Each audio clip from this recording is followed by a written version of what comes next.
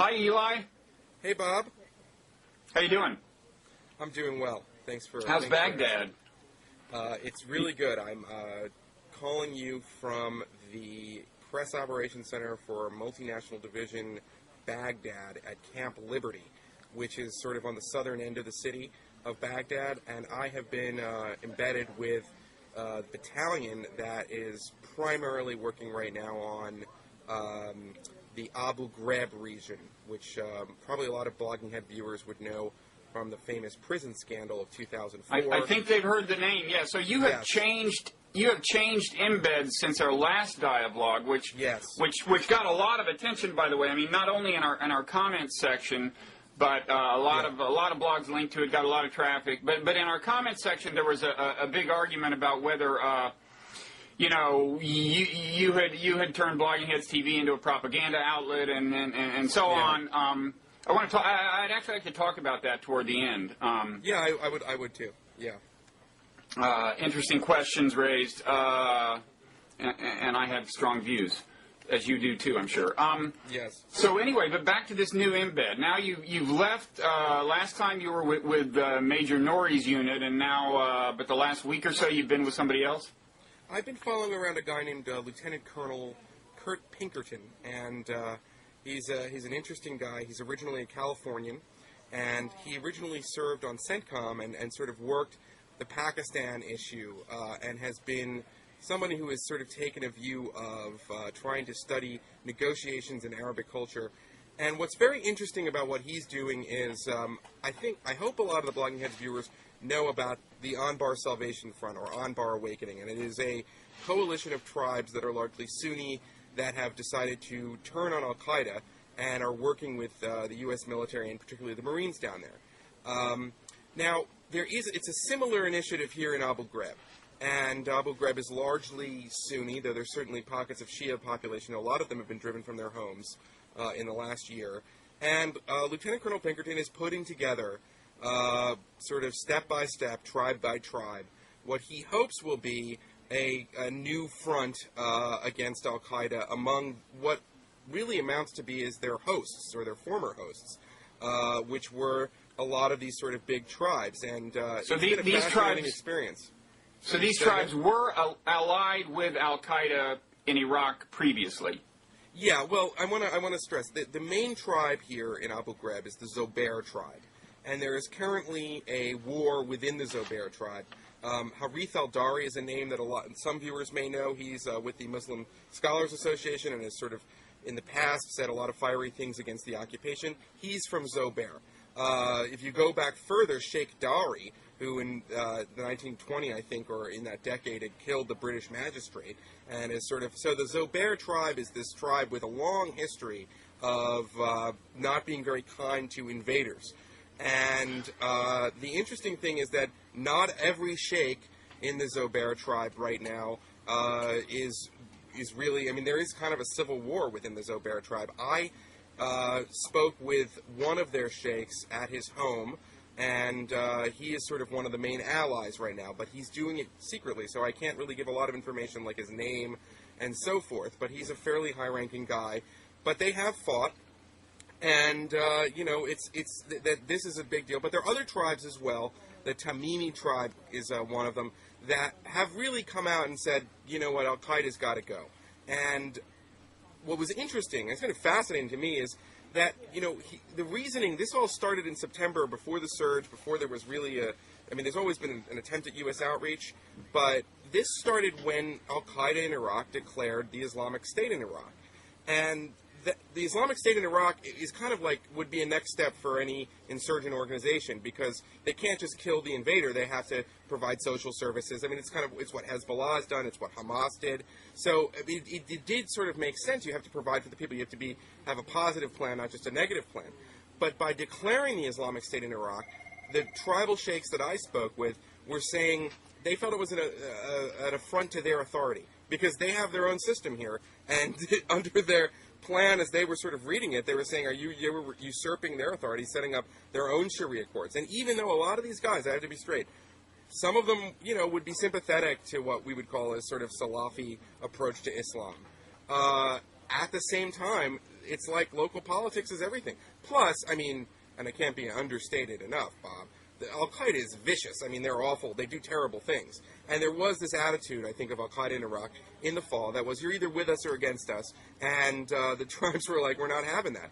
So there has been a process internal to Iraq that is almost independent of U.S. actions of a lot of tribal sheikhs and sort of revoking their hospitality, which means a lot of things.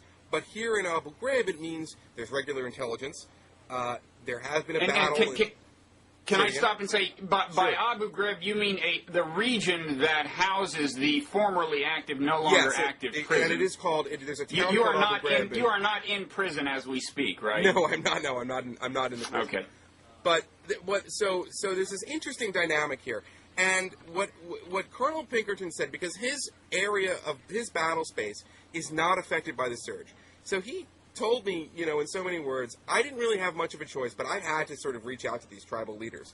And these tribal leaders, in some cases, are people who the Iraqi government wants as terrorists, and the Iraqi military and the Iraqi police. And one of the things that Colonel Pinkerton has to do is he's a bridge between the authority of the state, which is largely sort of Shia, and a lot of the sort of fighters that are with these tribes that are now, willing to fight against Al-Qaeda. And Lieutenant Colonel Pinkerton is very optimistic. He says he could get 10,000 people from his area alone, from the tribes, who would sort of, be willing to join the police and the army. And that's how he's doing it. He wants to just get them to give him names, and I was with him in these meetings where he met with the sheikhs, and then he goes to the police general who's in this area, and he says, what about these names? And then there's another list of names. And it's a really complicated process, and it's ongoing right now.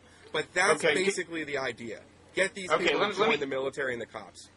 Okay, let me see if I more or less understand. Okay, you've got these tribes, some of which had been sympathetic to Al-Qaeda, or at least providing some degree of hospitality, or they accepted. Yeah.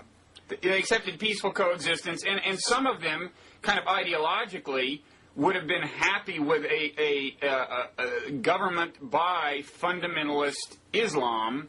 A kind of Salafi approach, very conservative governance with Sharia in a conservative form reigning. That would have been okay with them. They weren't so enthusiastic about somebody other than them being in charge of it, namely, particularly Al-Qaeda, consisting largely of outsiders. So these tribes are now kind of ripe, some of them, from the point of view of the United States, to come over to our side. And one complication is that, I guess by virtue of their history of kind of coziness with Al-Qaeda, people in the Iraqi government still consider them the enemy and are trying to, hunt them down as we're trying to, win them over? Yeah, yes. This is there's one thing I want to stress. Not all of the tribal sheikhs, and a lot of them were extraordinary. I mean, I met... It depends on the tribe, okay? Some of the tribes really don't care much for Salafism, and they're not really, they don't really care much, really, for that matter. I mean, they're Muslim, but they don't really get into the idea of Islamic doctrine. It's really more just like, this is our area, we're the boss, and in our area, this is how things are, and we're the final, we're the authority here.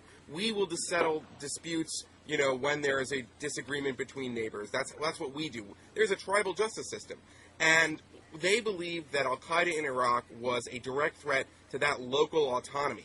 And they also believed that the presence of Al-Qaeda in some ways was just not worth it. Not necessarily, it was from a practical perspective, they were going to draw the attention of U.S. troops and the Iraqi government. And, they can count. They know that, to a certain extent that that's a losing proposition. And they just want to be left alone for the most part. They just want to, that's the main thing. And they felt that Al-Qaeda was, bringing them trouble, but more importantly, was a threat to their kind of, and it's worked like this for centuries. I think, it was getting an interesting history lesson from the Lieutenant Colonel. There's another Lieutenant Colonel, Lieutenant Colonel Welsh here, who is just in charge of the, multinational forces Iraq for Baghdad tribal outreach. So he works on this issue. And he says that, it's been this way for centuries. They've just, Saddam, to a certain extent, he persecuted some tribes, like the Tamimi tribe, but for the most part, he let the Zobair tribe be the Zobair tribe. And it's just... Al-Qaeda kind of thought they could come in and govern them in some ways, and that was really a mistake. And does that mean that under Saddam, day-to-day justice was handled in many parts of Iraq really without reference to a kind of state legal system? It depends on the issue. I mean, Saddam had an enormous security apparatus. If he believed that the tribe was, harboring an Iranian, spy or militant, then he would have no problem going in there and cracking skulls. And there was a sort of state system, so it's not a clean-cut break. But on issues like family law, like, sort of resolving property disputes, that sort of thing, the tribes were sort of reigned. And the other thing is that the tribes can provide you is, especially after the collapse of the regime, is the security on their roads. You will get safe passage, you will have safe harbor. And that's the kind of thing they provide. In fact, I was able to get the asking price of a tribal sheikh, which is $40,000 if you're Al-Qaeda, you want to set up shop. You make $30,000 to $40,000 available to him in cash, and, you guys sort of get along. And people don't touch you, and you're allowed to do your bad things. So, as a result, Abu Ghraib, the county of Abu Ghraib, if you will, has, they have camps that they've discovered that have, where they strap explosives to trucks and cars. They deal with the people they kidnap. And they're able to sort of have a base of operations within Iraq, and actually right on the border of Baghdad, which is, if Lieutenant Colonel Pinkerton can win here, if he can get what he wants, which is he still hasn't gotten all of the tribal sheikhs to sit down with him and his military superiors and to sort of iron out and then have, a working system where we all agree that these guys this month get to go to the police academy. That's what he wants. And he's almost there, I think, but he's not there yet. There's this really complicated politics involved. But if he gets that, then you're denying, another major sanctuary for Al-Qaeda, and it would be a progressive sign. But he's not there yet. I want to stress that. Okay, one more question before we explore the challenge he faces and how he's doing. Just in terms of finishing out the landscape, where do the Baathists fit into this picture? Okay, you've got the jihadist insurgents who are mainly Al-Qaeda, I guess. Right. You've got these tribespeople, who may or may not be in opposition to Al-Qaeda at the moment and may have in the past been either sympathetic to them or implicitly allied to them or tolerant of them for sheerly, monetary reasons. But where, and you hear you hear this, and it's happened in Anbar, some of the Sunni tribes are willing now to turn on Al-Qaeda in a big way. Where do the Baathists fit into this? There is still an active, purely Baathist insurgency that is, the remnants of Saddam's regime? Well, I have not heard that much about it. I think it may be a virtue of where I've been embedded, but Al-Qaeda is sort of the big threat, but the thing, there are tribal sheikhs. Like, there's a guy named Hussein al-Tamimi, who is sort of representing the emir of the whole Tamimi tribe, which is all throughout Iraq, has Sunnis, has Shia, and they have an interest in Abu Ghraib. And he did sit down with me for a while. I was actually at his, I was at a Tamimi home today in Abu Ghraib for a pretty big lunch of lamb and rice and salads and all this good stuff. But anyway, he says Al-Qaeda is a very small percentage of people who are really committed activists who are going to do terrible things. And for the most part, the key is that you got to get, and he's really working to try to do the diplomacy. I can mention his name because, they know who he is and he's been out there. So the idea is that I have not heard a lot about the sort of remnants of the Baathists, in part, I think, because let's not jump to the gun, but the de-Baathification process has changed significantly from what it was, in 2003 and 2004. And a lot of the older Baathists have been offered jobs. And, the other thing is that Al-Qaeda, in all aspects of the Sunni part of the insurgency at least, has gone through and said, we're the only game in town. You've got to be a subset of us. And I think that that's made the sort of Baathist threat less relevant. Now, Shia, especially Shias who are sympathetic to Jaish Ahmadi and the Shia militias, will constantly say that the Baathists are really pulling the strings. But what I'm surmising is that actually Al-Qaeda is the main threat right now, and that the Baathists have really subsided in terms of what they're capable of doing. They don't have a lot of momentum, And for the most part, as an ideology, Baathism is not particularly popular. It's, kind of a throwback to, like, Nasserism. It's, it's so 1970s, I don't know. So then if on the Sunni side, it's mainly al-Qaeda, the mission that Colonel Pinkerton and others are engaged in is to try to make it such that all of the troublemakers on the Sunni side, at least, are basically foreigners. In other words, not Iraqis. Well, there will be like committed Iraqis who are going to be, who have converted, so to speak, to the really. They have been recruited by Al Qaeda in effect. Sure, and there certainly are going to be Iraqis who are going to say that. But Al Qaeda's original appeal in Iraq was that they were fighting an invading force, and at this point, I think what you're seeing more in Anbar, but beginning to see in Abu Ghraib, is that they're seeing Al Qaeda in some ways as a foreign force. They've become the invaders because they tried to impose this. They didn't really consent with the tribal sheikhs. Because a lot of this is all about, going to their homes for meetings and showing the proper deference and respect and saying, here's what we're planning to do, what do you think, that kind of stuff.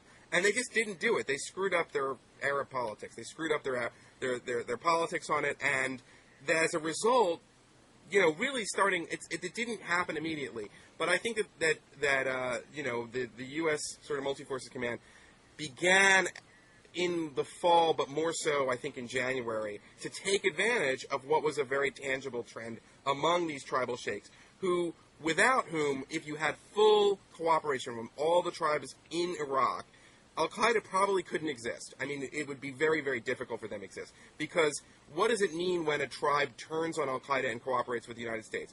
First of all, it means that you can't pay anybody anymore to plant IEDs in the road. And if you're lucky enough to find the one person who's sort of going to plant an IED, even though the sheikh says don't do it, then there's going to be scouts and lookouts who are going to know, and they're going to give the intelligence saying, there's an IED now on this road, and don't go on it. So that's number one.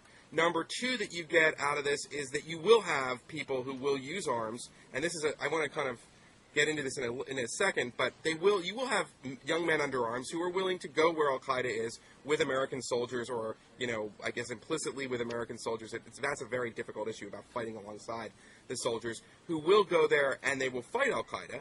And finally, like number three, you're going to be getting... Wait, excuse me, are these people formally in the Iraqi army or anything, or they just show up with guns? Well, that's the thing. This is the problem, is that in Baghdad, what you saw a year ago, really, or after the Samarra Mosque bombing, was that citizens who didn't like Al-Qaeda, basically because Al-Qaeda was, slaughtering Sunni Shias at random, formed a lot of times they formed their own sort of neighborhood militias.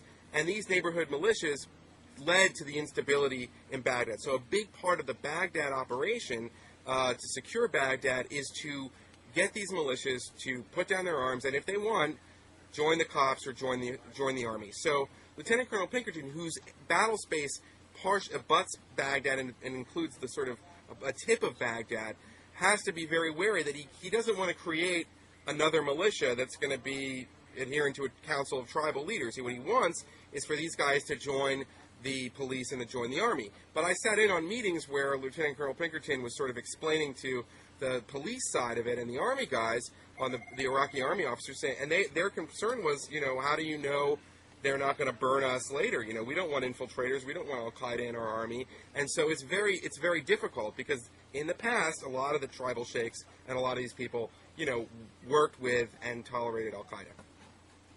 Okay. It's a tough situation. I think you were going to get to a third point before I interrupted you. The third point is that there's sort of a political game to be had. If you have people who are, the tribal sheikhs of Iraq are, some of the most authentic Iraqis you could imagine. They have families that go back centuries and centuries. If they publicly come out and say on Iraqi television, and hopefully other Arabic, news channels eventually, we hate Al-Qaeda, we don't like them, get out of our country, they're the invaders, that is a big kind of psyops loss for Al-Qaeda, who is claiming to speak on behalf of the Ummah, all of the Muslim community in Iraq, against us, the invaders. So if you can change that dynamic, because it's going to be pretty hard to doubt the bona fides of an Iraqi sheikh about what he thinks about Al-Qaeda in Iraq, then, I'm not saying that that's the entire ballgame, but what you constantly hear about counterinsurgency is that information war is a big part of it, and what a huge victory that is, which is why in Anbar, with Sheikh Sheikh Abdul Sattar al-Rishawi, or Abu Risha, he is a powerful weapon just in the fact that he's willing to talk to any reporter who comes to him and say, I don't like Al-Qaeda, they tried to kill me, they're not Iraqi, and all this other stuff. So that's very important from the information war perspective, and that's another possible element of the win on that. Okay, so you've been following you've been with this unit that has been going around dealing with this challenge on like a fine-grained level, right? Yeah. This is the diplomacy that hopefully will lead to an Abu Ghraib Salvation Front. They actually have a name for it. The tribal sheikhs have been meeting together, kind of in contact. It's very loosely organized, but they do have each other's cell phone numbers, and they do occasionally meet on their own, and they call themselves the Revolution of the Tribes. I don't know if that's the name that'll stick, but that's sort of what's going on with that. The revolution against what? They believe it's a revolution against Al-Qaeda, and they also the other thing is, people are getting tired of the war. I mean, just driving around in a Humvee in Abu Ghraib in this area, it's ravaged. It looks like a wasteland. That's shambles. I mean, there's very little that's going on. There's incredible wreckage everywhere, and it's a rural area, so it's not like seeing a sort of bombed out neighborhood, but it's still you can see they've paid an awful price for, in some cases, allying with Al-Qaeda. And it's not brought them that much. And in addition, Al-Qaeda sort of has been ungrateful guests. So there's just a practical element there. They'd like to rebuild their life. They like prosperity like everybody else. They want to rebuild their area. They want to they just like to. The war sucks for them. They see Al-Qaeda as sort of. They will always have war of Al-Qaeda's there. It's an interesting thing. Yeah, it's funny that Al-Qaeda has just failed to handle the day-to-day politics, definitely enough to stay in good standing with these people. I mean, given the fact that many of them are Arabs, and you would think might know some of the protocol. On the other hand, I guess Al-Qaeda is not known for its diplomatic skills historically. They don't put a lot of emphasis on that. We can screw it up too, though. I mean, our side can screw it up too. I mean, in that if the Iraqi government sort of wins out and drags its feet and doesn't accept the volunteers, from these tribes and brings them into the government and makes them feel that the government's not going to persecute them, and that they have a better chance of peace and sort of thriving with the Iraqi government, and they sort of drag their feet on that because they're really interested in a sectarian agenda. Well, then Al-Qaeda will probably seize that momentum, and Lieutenant Colonel Pinkerton's initiative really won't go very far. So it is a really dicey situation. I want to stress that there's no guarantee in any of this. I mean, I didn't come away saying, it was impressive to talk to tribal sheikhs, who would say to me things about Al-Qaeda. But the thing that struck me is that they weren't willing to let me use their names. They weren't willing to let me kind of take, they didn't want their picture in my newspaper. So they're not at where Abu Risha is at right now. But, they could very well be going. I try to be an optimist about this. If you were a pessimist about this, you could clearly also say that, we've been ham-handed about these things in the past, and we could be ham-handed in the future if we don't, sort of insist that the Iraqi police and the Iraqi military take these guys in. Okay, now this gets to that aspect of it. Yeah. We have this problem of the Iraqi government not necessarily being with the game plan as we see it. Yeah. Have you witnessed, are there particular, anecdotal instances you've seen of this where there's a guy we're trying to win over and the Iraqi government is trying to arrest him or something? Yeah, well, I can't use names in part. I cannot use names just because it's a very sensitive. I got great access at this embed, but part of it is because it's in process, it's very sensitive. So unfortunately, I can't give you a name, and I'm not going to be able to write a name yet, for my newspaper. But an individual who has sort of been used as a kind of emissary in an intermediary, if you will, between a lot of the tribal sheikhs, particularly on the Zobair side, and Lieutenant Colonel Pinkerton's battalion, is and has also provided what Lieutenant Colonel Pinkerton says fantastic intelligence, like really accurate stuff. Has said, that is apparently, cannot use his own vehicle to meet, with the sort of general, the commander of the battle space. Why? Because he's wanted on one of these target lists from the Iraqi army, and there's a very good chance that he would be locked up and detained. So that's one example, and he's really like a very close ally of the American effort on the tribes right here. There have been yeah.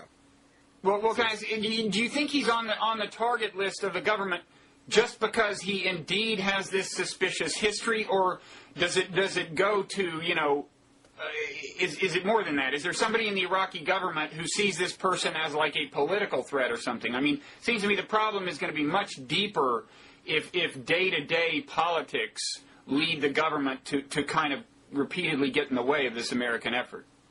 Well, let me put it like this. There have been other examples where people have pretty sketchy histories, and it's been a war, and I think it would be hard-pressed to find someone who would be politically connected in particularly the kind of Zobair tribe, which is the most important tribe to get in Abu Ghraib today, that did not at some point have nefarious connections to people who are beheading at random and sending car bombs into Baghdad and killing lots of innocent people. I'm sorry, it's just you couldn't possibly get anywhere if you took the view that we have to be purer than pure. And it stings because from the perspective of, you know, the Iraqi police general who I, you know, sort of went and saw, you know, observed a meeting with the colonel, you know, he said, you know, my son was kidnapped, I had to, you know, this is what these people are, how can you trust, I mean, there is a sense of, like, how can you trust these people, but he was also willing to sort of let some of these names, I mean, he was also more willing to do that. What he says is that his problem is, one, at Baghdad Operations Command, which I heard a lot in my last embed, which is that the Chief of Staff of the military and Prime Minister Maliki are, you know, pretty strict about who they're supposed to let in and who they're supposed to go after. So, but, you know, another example, though, is that the Tamimi tribe, which has been fairly pro-U.S. From throughout the whole war, they've had some members of the militia that actually the U.S. military and you know, Colonel Pinkerton's battalion did pick up, and they were pleaded with and said, no, this guy's really okay. They looked into it. They checked it out. It turns out they're not going to send these guys back because they really were part of, in this case, the Shia militia, Jaish-e-Mahdi. The day that I kind of started going out on the tribal stuff, there was a big issue with this guy, Sheikh Hussein al-Tamimi, and Colonel Pinkerton over the seizure of a bunch of AK-47s. And, you know, there was an issue saying, hey, you still don't have a permit. You can't just carry weapons in this area. And so we had to take them from you. And then eventually, you know, after a couple days, the weapons are returned. So there's this guy, I mean, Pinkerton's a realist. He doesn't think he's made the best friends in the world, though I do think that Sheikh Hussein is pro-American. I think that is legitimate. But he says, you know, I have a lot of faith in these agreements. You know, he's very interested in pursuing and getting all these people together. But as he was walking out, this is a very telling thing. One of the sheikhs on the AK-47 issue sort of said, we will never use our guns against your soldiers. And he didn't say this to them. But what he said to me was, you know, and I believe him that they wouldn't use it against me, but it also doesn't matter because we have superior firepower, and if they ever did, we would flatten them. So, I mean, that's kind of the attitude. Wait, I'm sorry. Who would flatten whom? Well, Colonel Pinkerton said, you know, with his promise, we'll never use these guns against you, right? And he didn't say this to the Sheikh, but it sort of turned to me on the way out and said, and I believe him for now, but it doesn't matter because we've got superior firepower, and if it ever came to that, we would win the firefight. We would flatten them, you know, so... Right, although, you know, you can see how from the Iraqi government's point of view, right, it's more complicated. One thing they're wondering maybe is if the Americans leave, you want as few arms as possible in the hands of potential enemies as you can get. And since the Iraqi government is by and large Shiite, you know, you can see that this is not, in other words, it seems to me that what's going on is probably not just lingering suspicion of people who were indeed at one point actively opposed to your government. It's thinking about the future. There's a low level, you know, there's like a civil war going on, and there could be a huge one in the future. And this seems to me a fundamental problem that we face. Well, I think you're right. I mean, I think that the political sort of pressure from Washington filters more down, you know, to the national government.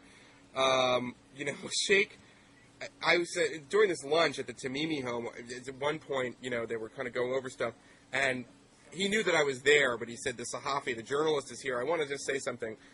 Tell the Democrats, stop pressuring Bush. This war, where it's finally turning around. He was very optimistic. But there is a sense that if, with this pressure of a timetable, that it will drive potential decisions like this that will erode trust in this case where it's needed. And at least I think that there's a potential that this thing could actually work. A lot of things have to fall right, and a lot of minds need to be changed, and on both sides. But if it does work, and there's momentum for this, and this is the other thing, is that another lieutenant colonel, this guy Welch, who I spoke to, who's just in charge of the tribal, says that they're seeing this throughout the country in both the Shia and Sunni areas of these tribal sheikhs who are being upset with Al Qaeda, but he said also that there's a concern about Jaish al-Mahdi. And he says that it's mainly because the war has paid a terrible price, and they see them potentially as a threat to sort of their local authority. Now, it's still in the early stages, and really Anbar is the one we can point to that's blossomed as the model in some ways. But he says that, if things fall right, we're going to see more and more. And he said he was optimistic because of this development, because he says the tribes are the most important part of Iraq because they are the Iraqi social network. They are, in some ways, a combination of an American's neighborhood and family. And it is a big part of identity. And he thinks that, now that we're finally on the right page and that there's the interests of a lot of the tribes and the United States is coinciding, there's a real opportunity to change the dynamic on the war. So he's very optimistic. I'm cautiously optimistic. I want to be optimistic, so I'm inclined to want to see things, see the positive potential. But I could also see in many ways that, things have got to fall right for it to work. And the further assumption, first of all, even in Anbar, it's not as if the problem is entirely settled. There are good regions and bad regions in Anbar, I take it? Yeah. Okay, and then there's the further assumption that if you could get things in an orderly state on the Sunni side, which would involve, neutralizing, Al-Qaeda, the jihadists, who have been the biggest problem, granted, yeah. But you're still assuming that tensions between Sunnis and Shiites, would be eminently containable, right? That's the interesting. A lot of the tribes have Sunnis and Shia, and they're, I'm not saying there's a palpable, especially in Baghdad, there's palpable tension between these, two confessional sects of Islam. And, but it doesn't strike me that like an intra-Islamic civil war is as inevitable as some have said before. There are a lot of complicated layers to Iraqi society. One of the major Shia leaders still is Ayatollah Ali Sistani, who is still saying, don't, take violence from me. One of the things I heard from a lot of the sheikhs I talked to up here, again, sort of back to an earlier dialogue, is that they believe the Iranians are sort of stoking and playing both sides, and they kind of give anecdotal evidence. They also believe, by the way, that their region and their tribes who are working with the United States killed Al-Qaeda in Iraq's leader, who I guess put out a video recently, and they did not satisfy me that the video was fake, but they were sort of saying that they're out hunting them and so forth. And anyway, they didn't convince me that in fact the earlier reports were not true, but they thought that the Anbar Salvation Front was claiming credit where they should not have, and it was in fact their tribal sheikhs who made all this happen. I think though that there is this sense that at least in the focus on Al-Qaeda from a lot of Sunni leaders and Sunni tribal leaders, that maybe this war is not as simple as Sunnis versus Shia. Maybe this war is sort of, as they see it, Iraqis versus, people trying to come to Iraq and fight a war that's on an agenda that they've got nothing to do with, which is how a lot of them are now seeing Al-Qaeda. And hopefully that perception can change. I'm not heartened, I'm not hopeful, because I don't really trust the Maliki government at this point. I just see no reason to trust them at this point. I think that they take half measures. They say certain things, but they're not making the real commitment in terms of the institutions like the military and the police to make them non-confessional. So that's my biggest concern, is that the elected government, I mean, I hope the elections should not come sooner. I mean, like, I think if the elections were to come, there's a very good chance that the confessional parties would be voted out, because they really haven't delivered. And, you know, I don't think that a civil war between Sunnis and Shia would be a popular item. But, you know, I mean, I can't predict the future. I'm just giving you my sense of it. Okay, so on that issue of the Shiite government, you know, playing ball, the example you gave was, you know, they don't really seem willing to want, they don't seem to want to integrate the armed forces on a fine-grained basis. That is Sunni Shia, I gather. Now Major Nouri, who we talked to last week, he said the Iraqi brigade he was associated with was integrated on a fine-grained level, confessionally, right? Yeah, no, it was, and but I mean, and I'm not saying that there aren't Iraqi units and battalions that are integrated, and it's just that the leadership of the military right now is taking it in the direction of trying to make it more of a confessional army. That my point is not that there isn't some hope or that you couldn't work with things. It's just that the direction it seems to be going is, you know, we're not interested in volunteers from the people who, I mean, it's like, you should see it as a huge opportunity to get Al-Qaeda. Instead, they're just dragging their feet on it right now. So, you know, I hope that changes. If that changes, then my opinion will change. It just seems that from the very top, the political leadership and the leadership of the military right now, there really isn't an impetus to try to do the things that may be hopeful on a sort of more, you know, kind of, you know, grassroots level with the military. So that's my concern. My concern is the political leadership, is Maliki, to be honest with you. Yeah, well, it seems to me a big question is what exactly is going on inside the heads of these people in the government. In other words, is it just that at the end of the day, they don't believe we can get things under control on the Sunni side, right? So they are, whether they like it or not, going to have a kind of civil war to fight? Or is it that they feel, look, it's finally time for the Shia to rule Iraq, and we want the guns on our side, and when the Americans leave, regardless of whether they could have controlled the Sunni problem or even did control the Sunni problem, we're going to show people who's boss, right? Those are two different states of mind for the Iraqi government, either of which could kind of explain their current resistance to our game plan, I think. But what do you think it is? I mean, I'm sure there's no one answer that applies to everybody. But do you understand the question? Listen, this government is in a real crisis right now, because I don't think that taking off for 2 months in the summer is going to win them any support from a lot of Iraqis who are going to still suffer with the war, a lot of their military who are still going to be fighting, and a lot of our military who are going to be fighting in essence to protect that government.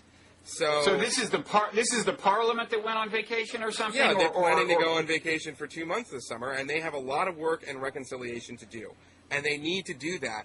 And I don't have a lot of inside knowledge about what the state of the diplomacy is right now, but you know, there's got to be something. I mean, we've got to make it clear, and this is why I want to stress, I think that what the Democrats did was terrible in terms of putting the withdrawal question out now, because you need to say to Maliki, we're the better bet. Don't side with the Iranians. You know, you need to sort of say to Delaney and others, don't side with the Saudis. America, we're here. You've got to side with Iraq. You've got to be a force for Iraq right now. And I think that all of the discussion of withdrawal and timetables and, you know, how the American will for the war is really ebbed and whatever had a deleterious effect on the ability for us to sort of tell the Maliki government, we're not going to tolerate any more of this stuff. Do not prepare for Plan B. Do not make concessions. Now, listen, I mean, we live in a democracy, so of course, if people are wary of the war, I mean, they have a right to say it, and the party that won an election in November, largely out of discontent about the war, is going to make that an issue. But I thought that there were other things that the Democrats could have done.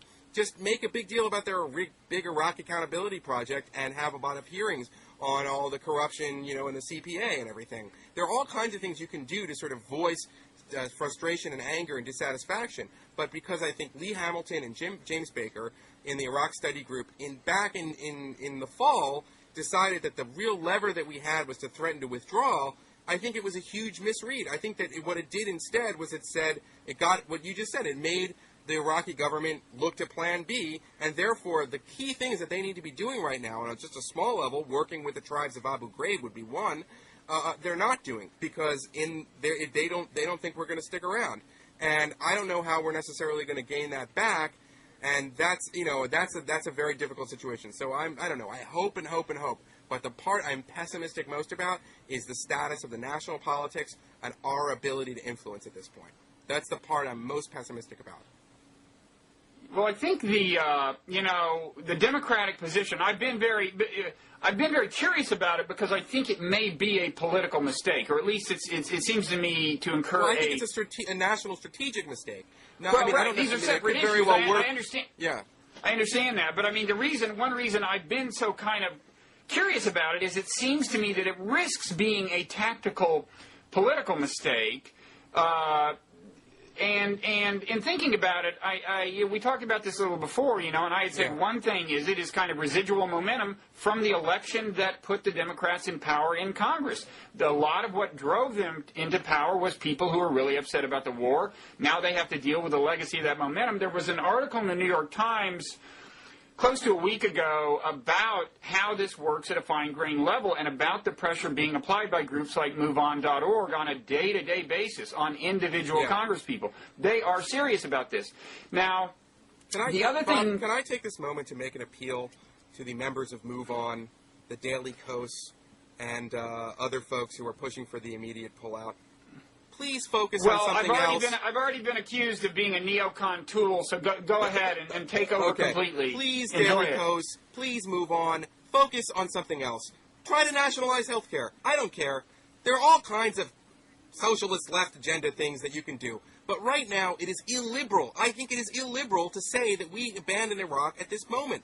There are enormous human rights and catastrophic consequences. I know that there's going to be a group of commentators on the blogging heads that are going to say all kinds of nasty things about me, and that's fine. But I'm telling you that this is it's deleterious to our national interest right now.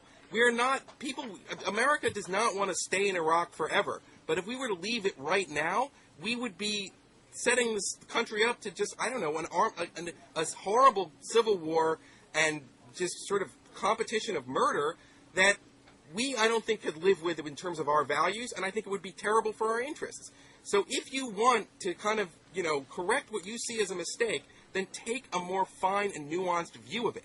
But not, I want the troops out of there because we're the cause of violence. We're the cause of preventing a lot of the violence right now. If we left, then there just would be an all-out civil war.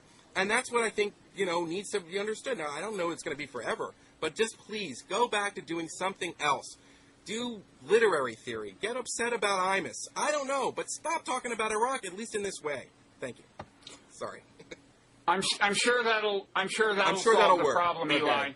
Thank you. I sense that already they're returning to literary theory under your inspiration. All right, I'm sorry, Bob. I don't know. And maybe you should supplement that with an editorial in the New York Sun. I mean, just in case there are pockets of resistance in the netroots. I think resist that'll the finish them off. persuasive pen of Seth Lipsky and Iris Stoll, who I'd like to thank for letting me come out here, by the way, for almost 2 months. And, hey, me too. It beats me having to pay somebody's way to, all right, don't say that. They might.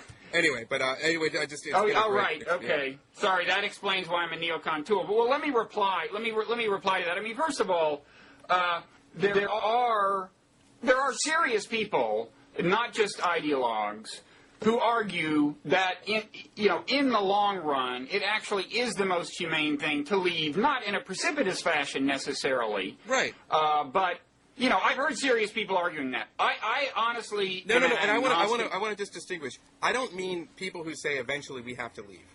That's fine. Eventually we have to leave is a world of difference than we have to leave tomorrow. We have to have left yesterday. I want all the troops out. Like John Edwards said, I want all the troops except for the people guarding our embassy in Baghdad out, and all that stuff.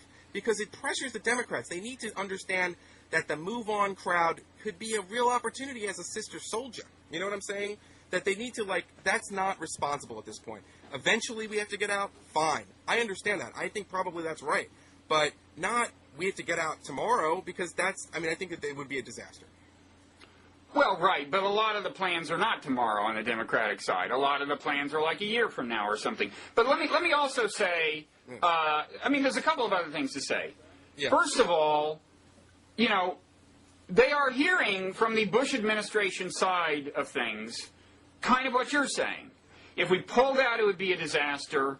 Things are looking up. We can do it. So far, the Bush administration's record over the last 4 years is of being wrong about almost everything, about almost all the time. From what they said before the war to Dick Cheney saying the insurgency is in its last throes. Their credibility is totally shot. And, you know, Eli... and honestly, I mean, people on your side of the ideological spectrum, their credibility is shot. They've been, they've been saying the same things. So, you know, you understand that skepticism would naturally grow over time, right? Well, yes, but in that case, then maybe the best strategy for the president to do is to treat the netroots like children who want candy for breakfast and say, I want to leave tomorrow, and who cares about the conditions of the Iraqis? And then they would say, oh, wow, Bush wants to leave tomorrow. I think we should stay and make sure that we avoid a calamity. I mean, that's really where I think it's going right now. I think if it would help, because I really think Iraq in many ways is worth salvaging, and we have a moral obligation to a lot of innocent people at this point, I'll be happy to write an editorial. Leave tomorrow. This war is corrupt. It's just like Vietnam, just so I could get people in the netroots not to think that. That makes any sense. Okay. I mean, but come on, you can't let your adversaries do your thinking for you. And I read a lot. I read the other side all the time. I get a lot of ideas. I want to say I'm not speaking of all liberals or the left writ large. I'm not even saying it's. I mean, I think in some ways it's patriotic. My problem is making it the priority issue. My problem is making it a litmus test for politicians. My problem is Nancy Pelosi saying that this is going to be a party line vote and we're going to enforce it politically, when there are plenty of Democrats who would not vote for that stuff because it was not their conscience. But it became like a party line vote, like it was a tax bill. That's my problem. My problem is not that there are people who want to withdraw. It is understandable. It's been a long war, and a lot of things have not turned out. And the Bush administration has said things that haven't been right, and there's been a lot of, screw-ups, and there's a lot of disorganization. I'm not even denying any of that. But what I'm saying is that right now, I think you have to at least understand that there's a humanitarian consequence. There's a strategic potential here that is worth getting if we can get these sorts of initiatives right. And then finally, it's irresponsible to say it like immediately. I don't care. Just get the troops out. Well, hardly anybody's saying immediately. There are people who are saying it. John Edwards, he's a major candidate. There are people who say it all the time. And they're the netroots in particular. That's why I said coast and move on. That's their thing. They say with one stroke of the pen, we can end this war. And, that's their priority issue. And my point is, be against the war, be against the neocons, be against neocon intelligence. There's all kinds of things you can say about Iraq and want for Iraq that I may not necessarily agree with, but I'm saying that the immediacy of withdrawal, making it the paramount way to express everybody's concern, outrage, and weariness about the war is, for me, it's just almost unforgivable. And I think it makes them feckless and unserious. And I would hope that Democrats had more strength of character and courage to reject that, because they know, Joe Biden knows, Bob, he knows that we can't just pull out immediately. He knows that he shouldn't be listening to these people, and he needs to sort of say that as a Democrat. There you go. Honestly, I'm not sure that, let me say a couple of things. First of all, on the issue of the morality of exerting party discipline in a case like this, well, surely there was party discipline exerted on the Republican side in the very same votes, urging Congress people to stay in line on the Republican side. Now, as it happens, you agree with the Republican side, so you think it's like grossly immoral when the Democrats exert policy discipline, party discipline. It happens on both sides, on votes involving the war, the all the Republicans time. weren't proposing a totally disastrous... it's well, fine. That's what I mean, Eli, that's what I mean. The difference of opinion is that you're opposed to the policy. When it isn't the morality of exerting party discipline on an issue like this. Both sides do that. It just so happens you disagree with the Democratic side. Why don't we just leave it at that? Both sides are using the tools of party influence on this issue. And you think the Republicans are right and the Democrats are wrong. Democrats could have said, we want to see more benchmarks, okay? Democrats could have just said independently, we'd like to see more diplomacy. There's a series of things that Democrats could do to express their outrage about the war. But making it in terms, when Reid at one point, and I have not followed it as closely because I've been in Iraq, when he said at one point, well, I'm just going to go to the Russ Feingold position, which is, an even shorter deadline, or something like that, there was a real consequence about our efforts that would ultimately lead to, getting out of here in a better scenario. I mean, that's what I'm saying, is that when Democratic leaders were saying that, and the fact that they mustered these votes and so forth, it was having a direct effect on our ability to try to get the government in Iraq to do the right thing and reconcile in a lot of ways, because they were covering their bets, because they heard the other party. Now, I would never, I'm not going to say, I understand that there are other reasons for that, but I identify that the reason that that it came out that way is this vaunted netroots. And I just don't believe that they're that strong, Bob. I just think that there are a bunch of people in front of their computers. They're not going to matter that much in a general election, and everybody is taking them way too seriously because a lot of staffers on the Hill probably don't have anything better to do than to read their silly blogs. And I'm just saying that stop it. Be responsible at this point. And I'm not saying the Republicans have been responsible all along, because I didn't think it should have been a party line vote in retrospect for the war. It shouldn't have been a party line vote. And when you hear Hagel talk about, I had these reservations and I wish I would have voted for it, but I didn't, and all this other stuff, fine. I'm not. There's a ton of disagreements. Eventually, we're going to have to withdraw. That's fine. It's the setting of these deadlines, and it's the how it translates back here it's making it more difficult. And I just think that Democrats did know that. They had to have known that, and it didn't matter. And that's the part that the fact that they did it anyway. And I understand. I disagree with the policy. I understand. But yes, it does start with the policy. But they knew that it was, and that they knew that it was something that everybody wanted. That everybody wants this government to start the reconciliation. But you can't do it. I think you just can't do it if you say we're going to pull out on them, because they will make other plans. Hey, Eli. Yes. I have a way you can help. Okay. Okay. All right. Here's how you can help actually get the result you would like. Maybe. I mean, I'm something just occurred to me pretty recently, and this is pretty speculative, but it's the following. There is a very serious line of thought, and you can argue with it, and I think almost certainly you would, actually.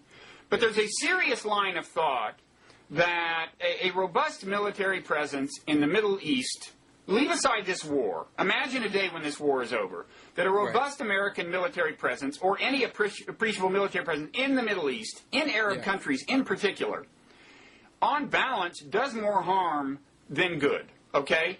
I don't want to have that argument right now, but I think you would at least acknowledge that there are serious people who believe that, and they're not isolationists, okay?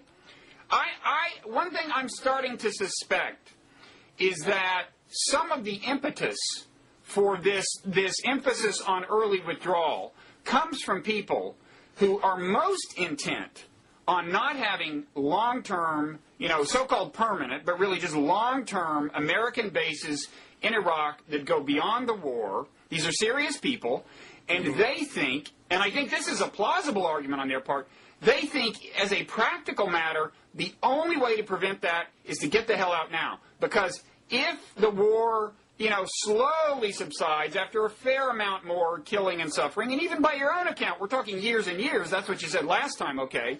Yeah. Even if it does finally subside, these people think at that point, if we do restore order, you will not, you may well not be able to keep whatever administration is in power from establishing long-term bases that, in this view, will be totally inimical to American interests. So my question to you is, if what you said is true, and you think it's like a humanitarian, if not a strategic catastrophe, to withdraw strategic reason, I think you can actually get an eventual army that is somewhat professional. You can get a representative democracy. I think you can get very good things in Iraq if you defeat the forces of sabotage here, whether those forces are the Iranian Quds Force or primarily Al-Qaeda. And I think that I've met most Iraqis who very much want that, and they don't necessarily want a confessional civil war. And if you had that, then you would have an Arab ally that would be more valuable than every other Arab dictator that we think is our ally right now. And it goes back for me that if you eventually got that, then I'm not saying, I don't really care if it vindicates Bush or the neocons, because that to me, I mean, I don't think, I'm not as interested in that. But I do think that it's a salvageable goal, and that there are enough Iraqis that I've met who are willing to fight for that. If you had that, you would have, ultimately, one of the reasons why we wouldn't need that much of a military presence, because on one side of the Persian Gulf, you would have a pro-American and pro-Western democracy. And don't give me this crap about how, they would really vote for, they really hate America because of Israel, and they just, we're big imperialists. And the left will always say that. But I don't think that they would be necessarily in lockstep with America either. But these last elections were the result of turning to kind of confessional parties that had, some of the Shia side existed with, in Iran, over the years in exile and so forth. And I think there can be a real politics that emerges. And I just think that it's here. I don't think that they're culturally incapable. That's not a popular view, but I think that in the long run, Iraq can definitely get there. Though it's not guaranteed, and it's not, we may not get it even if we stay. I don't read the future. I'm not a soothsayer. Sorry. That's okay. But Bob, we need to have something here because we still need oil for the whole world economy, and we provide in the Persian Gulf. So wait, we need a military presence because of the oil? Well, to provide safe passage, we need the Navy in the Persian Gulf. We have a lot of interest in that respect. Well, what's going to happen if we're not there? What's going to happen to our oil supply? I don't know. You trust the Ayatollah's Navy that just, kidnapped the Here's what I trust. Here's what I trust, Eli. Okay. Yeah. I trust people who have oil to want to sell it to somebody.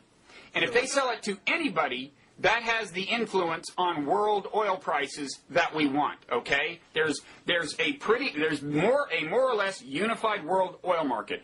If Venezuela says we're not selling to America, that is not really a big problem. If every oil-producing country says we're not selling to America, that's a problem. I think we can keep that from happening. But I'm not worried about Iran not selling oil to America. I'm worried about Iran using its military power in the Persian Gulf to cut off oil for a month or a week because they want to get something like a nuclear weapon that will affect the oil that goes to China and Japan. That's what I'm worried about. Oh, so you think Iran is going to cut off... Using it as a leverage for short-term oil shock. Yeah, that's what I'm worried about. Absolutely. You think Iran is going to hold the whole world hostage? They're the original hostage takers, Bob. This is a nation founded on hostage taking. It's quite literally founded on hostage taking. And they are experts in the kind of terrorism that has evolved to what we see in Iraq today. Yes, I do think that the people who run Iran are hostage takers, and they would have no problem using the Straits to take hostage the world economy. I don't think that they're going to be rational actors. And I don't think it's because we haven't been nice and rational with them. I just think they're not always going to act that way. They would take advantage as a rogue in a system that tends to view them as sort of invested in a system they're not always invested in. Okay, can I say two things? Sure. One is, just to finish the thought I set up, I take it then that you're not going to make the overture that I was going to ask you to make that might save the day in Iraq, which is to run an editorial in the New York Sun saying, okay, here's the deal we would cut with the netroots. We are insisting that once peace does return to Iraq, all American troops leave. We'll give you that. And in exchange, cut it with the precipitous deadlines. And it sounds like you're not going to sign on to that. Oh, okay, absolutely. Hold on. What you just said, hold on. Once there's peace in Iraq, all U.S. troops will leave? Yeah. In Iraq? Or do you mean the Middle East? Well, I'm not sure what the netroots would demand of you, but for starters, Iraq. My position has always been that the representative government of Iraq needs to eventually have a status of forces agreement with America that will determine how long the American troops stay, and that we are part of the negotiation. As far as I'm concerned, if there's peace in Iraq and, the country's moving along, then I don't think we should have lots of American soldiers here. I mean, I think that, I mean any American bases. I mean any American soldiers. Well, I mean, I think we should eventually turn them over. It would be, I'm not really interested in a permanent presence in Iraq. I'm interested in an Iraqi democracy. I don't know if that makes me a neocon or a paleo-liberal, but, that's what I'm interested in. I'm interested in that for moral reasons and strategic reasons. But, I don't have a problem with that. I'd have to run it by Seth if he would have a problem with it. I don't know. Seth, are you there? Phone in.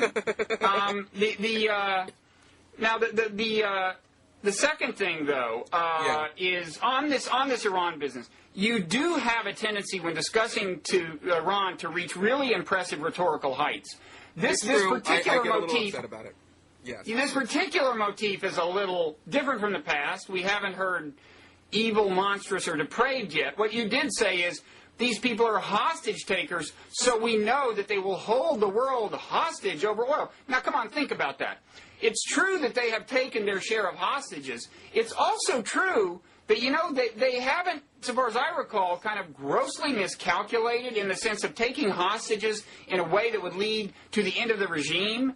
And I'm telling you, if they cut off the oil supply to America and Europe and Russia and China and everyone else, their life expectancy is going to drop really appreciably, and they're not crazy. We have not yet seen evidence that they're really crazy.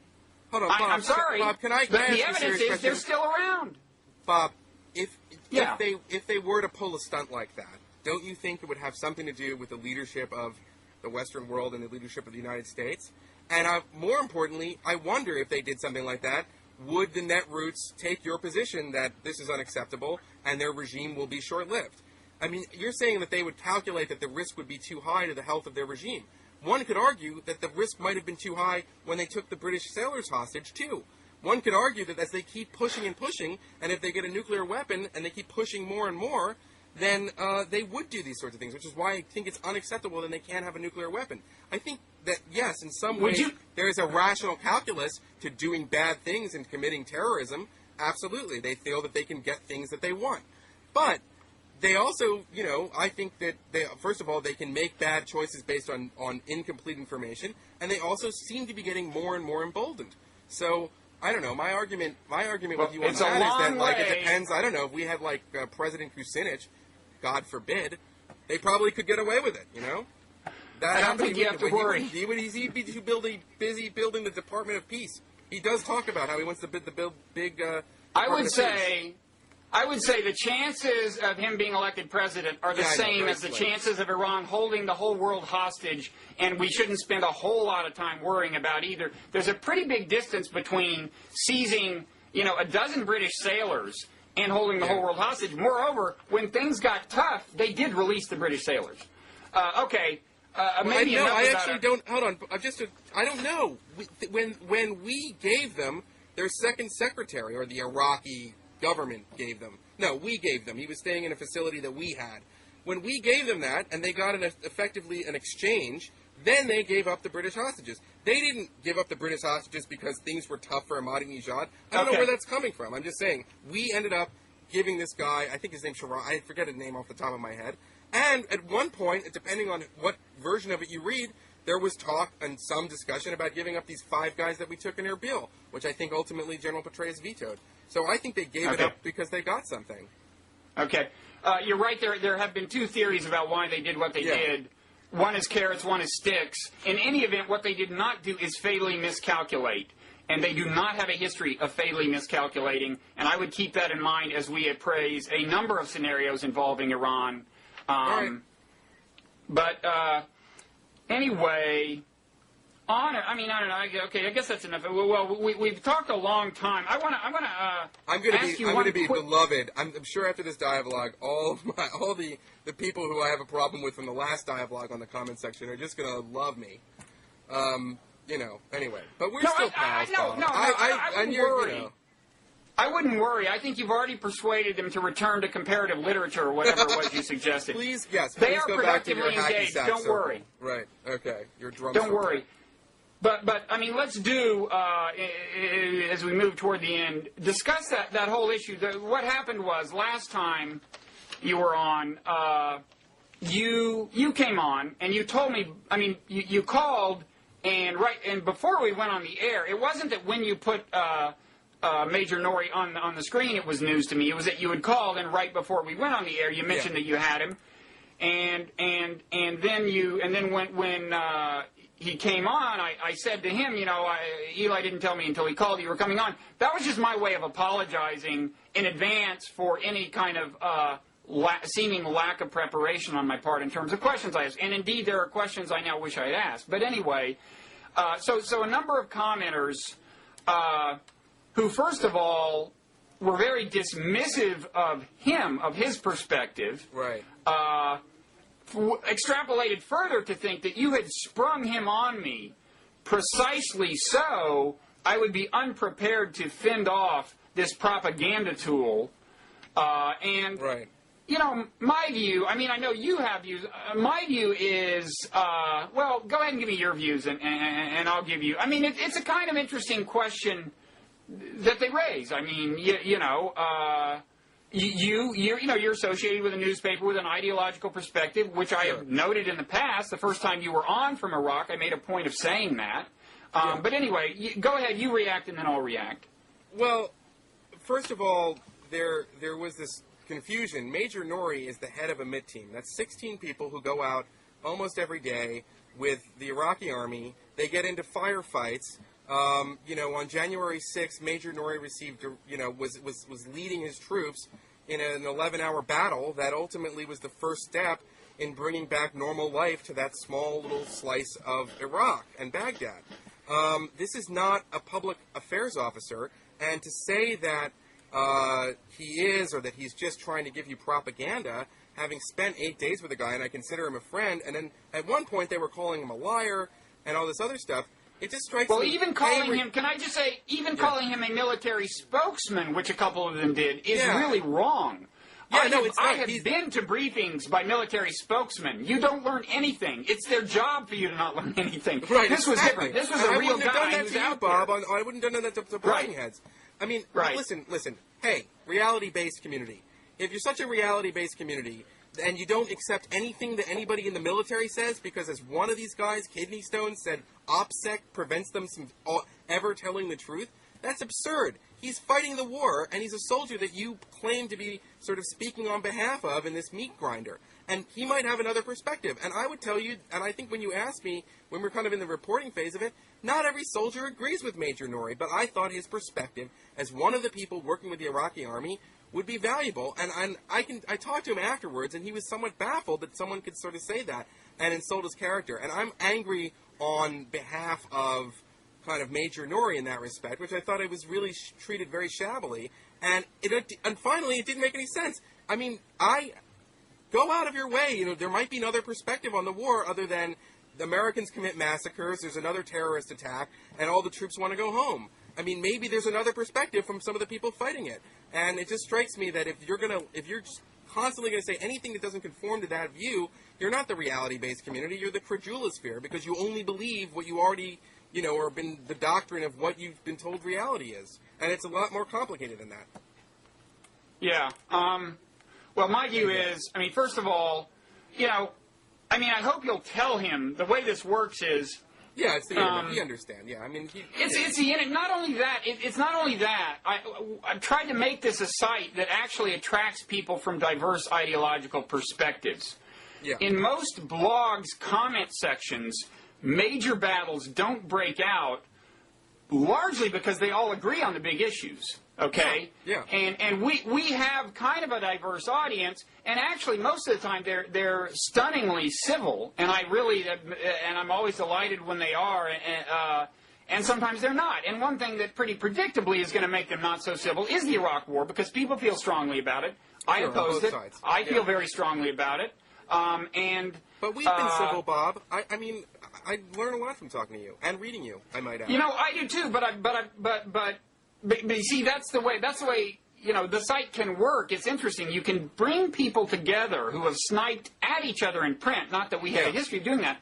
When they talk to each other, it's a different dynamic, and sometimes you get civil discussions between bloggers, you know, between whom there had been enmity. Anyway, what I hope you'll tell them is, look, it's part of the mission of, you know, having a site where people of diverse perspectives talk and people and viewers of diverse perspective watch, that when you bring up Iraq, somebody is going to start throwing stones. I mean, it's just I think that's true. For kind of valid reasons, it's that emotionally and intense. There were a lot of commenters, by the way, who made really good comments, and you know, someone I disagreed with, but it was civil in tone, and it didn't.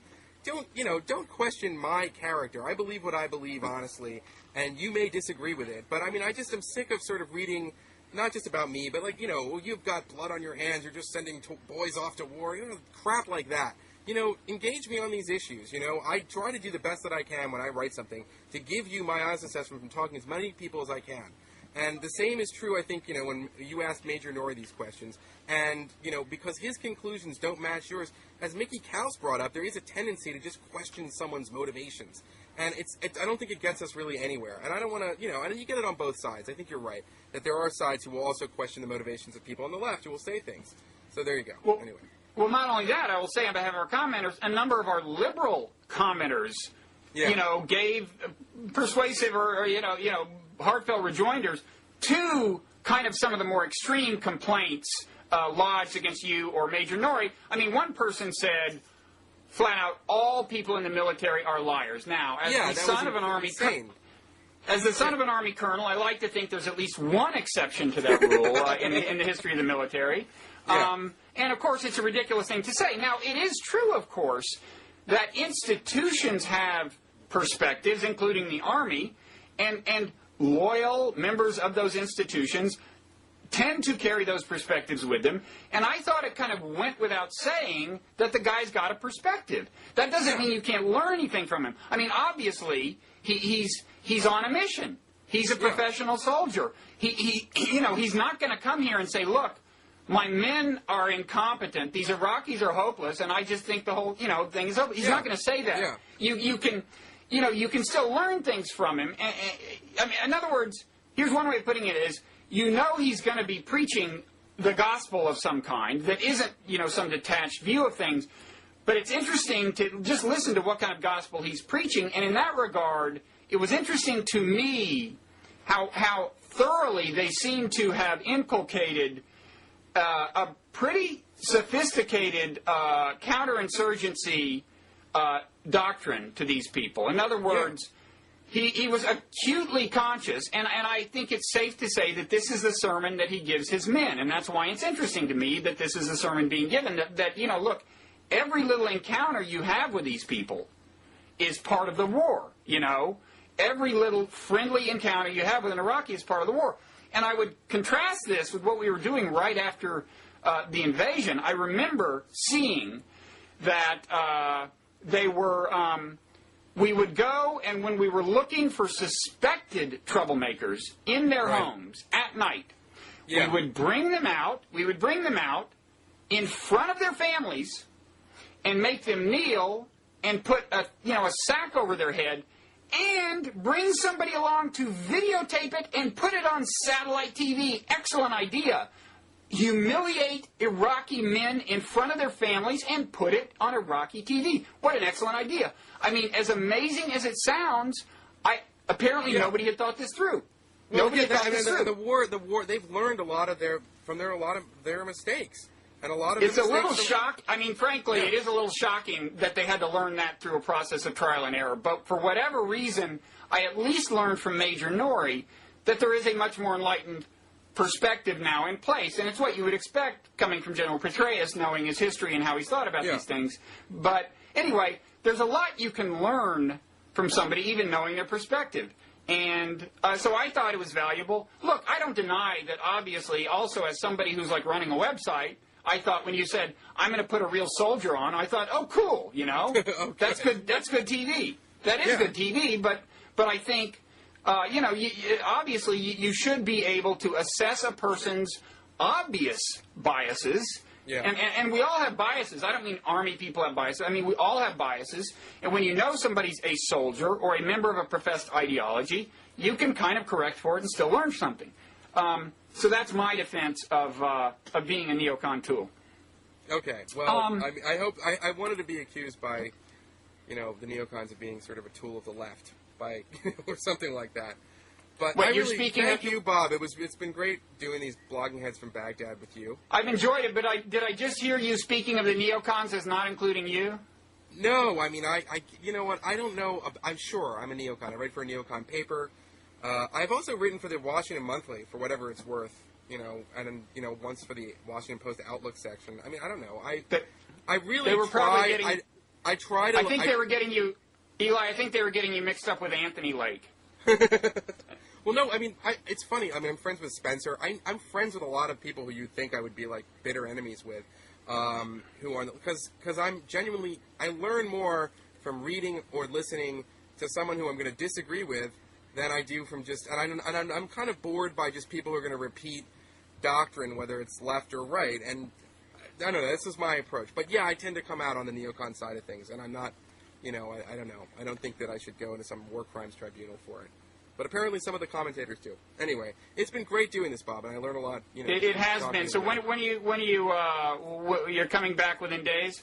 Yeah, I'm coming back in 4 days, and I hope to do it with Spencer because he had an embed experience too, and I think that would be good. No, the next step should be you and Spencer Ackerman stateside. You've both been to Iraq recently. Yeah, exactly. I would say he is roughly as far to the left on this issue, at least, as you are to the right.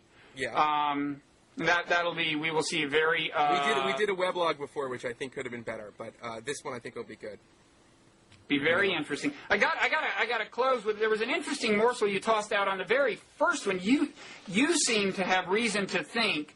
I actually haven't read much about speculation that Petraeus has political ambitions, or if so, where he would wind up on the spectrum. I thought you threw out something about him conceivably in the future being a Democratic candidate. Is there any reason to believe that, or did I totally misunderstand you? Or No. I can give you a Petraeus as a Democratic candidate scenario, which is if he decides, these tribal initiatives aren't working and the Iraqi army is too far along, I'm never going to get a political agreement from the Iraqi government, the Congress is never going to give me any more money for any more troops, we need to extend the surge and I can't have it, so therefore we can't continue to fight this war, so we might as well begin to just withdraw. If that happens, then I think that he would be a hero who spoke truth to power as a general, did something that none of the other generals in Iraq in this war have done to President Bush. Bush will probably not be able to do anything about that. And he would probably become, and politically speaking, he'd probably become a Democratic candidate if that's sort of how it played out. If he's the one who gets up there and says we need to continue fighting this war, it's for our safety, we have moral obligation, and security, and blah blah blah, and we're beating Al Qaeda, and he comes up with the head of Ayman Zawahiri or something. Well, then, even though he's in Pakistan, I should say, but then he could be a Republican. I think that but I guess what I'm saying is I can see political possibilities for General Petraeus either way. So you have no sense of which way he leans ideologically. It's not that. Well, I think right now, like all of his officers, he's very mission-oriented. I think he is more optimistic than most of the kind of conventional wisdom in Washington, and he does see a lot of these. I mean, that's the sense that I get. I haven't gotten a chance to interview him yet. I'm still working on that, but I don't know if I'm going to get it. But yeah, that's the view that I get from kind of talking to people around him, that he is, but at the same time, he's very realistic, and they're always downplaying expectations. They felt that before General Casey raised expectations prematurely when he caught Zarqawi. There's sort of a lot of challenges here. And I guess, I hate to say this, I kind of would go myself. I would hope that no one here would think that I am for the, open-ended, no matter what happens, we have to stay in Iraq. I'm beginning to understand how many challenges there are here, and I don't think that I think it's worth fighting for, but there's obviously going to be an end to that, and I'm sensitive to a lot of the political stuff, but I would trust Petraeus' judgment for now, not knowing how he's going to come out on this, in that I think that if he said at some point, we've got to leave, then it would be very hard for me to sort of reconcile. If this guy doesn't think he can win it, then who can? And then at that point, what are we fighting for? So that's, I don't know, for whatever that's worth. Okay, we'll leave it at that. Yeah. And thanks for doing these three things. Thanks, Bob. Do tell Major Norrie not to worry about anything said about him in the comments section. Worse things have been said about me, and you know that I don't deserve them, right? I know you don't deserve them. Worse things have been said about me, too, by the way. Yeah, I know. It's, it's the nature of these things. Yeah. And I found him a really likable guy. I mean, especially when I actually watched the thing, because I couldn't see him when I was talking to him. Okay. We have about... Bob. All right. Sounds good. And thanks again. Thank you. See you around. Okay. Bye-bye.